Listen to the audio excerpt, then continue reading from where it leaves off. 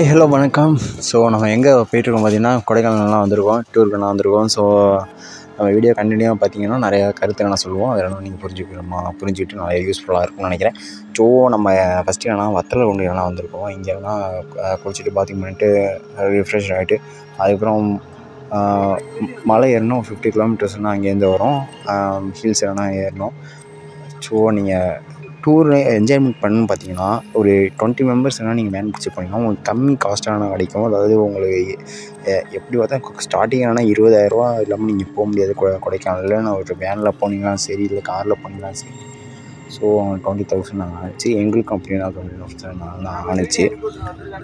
So அதுக்கப்புறம் பார்த்தீங்கன்னா இங்கேருந்து நம்ம சாப்பாடு கொஞ்சம் நீங்கள் லஞ்சு ரெடி பண்ணிவிட்டு இங்கேருந்து எடுத்துகிட்டு போனால் கொஞ்சம் நல்லாயிருக்கும். அவங்க பார்த்தீங்கன்னா செம்ம ஹெவியாக எல்லாம் இருக்கும் ரேட்டெல்லாம்.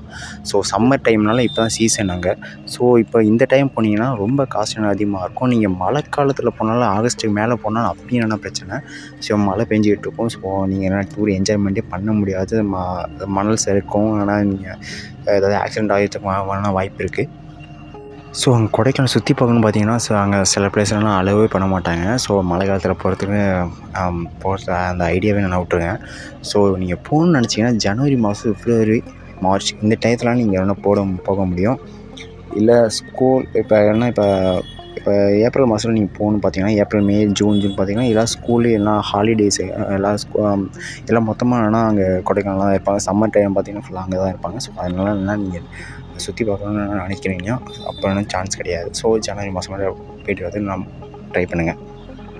ஸோ கொடைக்கானல் பார்த்திங்கன்னா தமிழ்நாட்டில் குயின் ஆஃப் பிளேஸ்ன்னு சொல்கிறாங்க.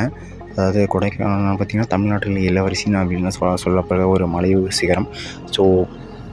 ஸோ இந்த டயத்தில் நாங்கள் போயிட்டு என்னென்ன நடந்துச்சு, என்னென்ன இதில் நாங்கள் போய்ட்டு சிக்கணும்னு பார்த்தீங்கன்னா ஒன்று பார்த்தீங்கன்னா நல்ல மழை பெய்ஞ்சிட்டு இருந்துச்சு. அதாவது மத்தியானத்துக்கு மேலே மழை ஃபுல்லாக பெய்ய ஆரம்பிச்சிடுச்சு. அதுக்கப்புறம் பார்த்தீங்கன்னா ஸ்டார்டிங் இப்போ போகிறோமா நிறைய போலீஸு, நிறைய டிராஃபிக்கில் போய் நான் மாட்டிக்கிட்டு கொஞ்சம் சிக்கலாகிடுச்சு. ஸோ இந்த 2 ப்ராப்ளம் தான். ஸோ நாங்கள் ஒரு 8 பிளேஸ் போக வேண்டியதாக இருந்துச்சு. ஆனால் நாங்கள் பார்த்ததுன்னா ஒரு 4 பிளேஸ் தான் பார்த்தோம். ஸோ இந்த ஒரு ப்ராப்ளம் இருக்குது. இப்போ இந்த டயத்தில் போனீங்கன்னா கன்ஃபார்மாக போயிட்டு நீங்கள் டூர் என்ஜாய்மெண்ட்டு பண்ண முடியாது. ஸோ அதை கொஞ்சம் பார்த்துக்கங்க. ஸோ நான் ஃபஸ்ட்டு போன ப்ளேஸ் பார்த்திங்கன்னா அதாவது சில்வர் ஃபால்ஸு பார்த்துட்டு அதுக்கப்புறம் என்ன குறிஞ்சியில் முருகன் கோயில் இருக்குதுன்னு சொன்னாங்க. ஸோ அங்கே என்ன அந்த கோயிலுக்கு நான் போயிட்டு அங்கே தரிசனம் பார்த்துட்டு அதுக்கப்புறம் பார்த்திங்கன்னா கவர்மெண்ட்டு பூங்கா ஒன்று இருக்குது. இது பார்த்தீங்கன்னா டிக்கெட்லாம் அவ்வளோ 30 ருபீஸ், 10 ருபீஸ் அதுமாரி தான் அங்கே வரும். கோவில்னு பார்த்திங்கன்னா உங்களுக்கு 30 ருபீஸ் அதுமாரி தான் வரும்.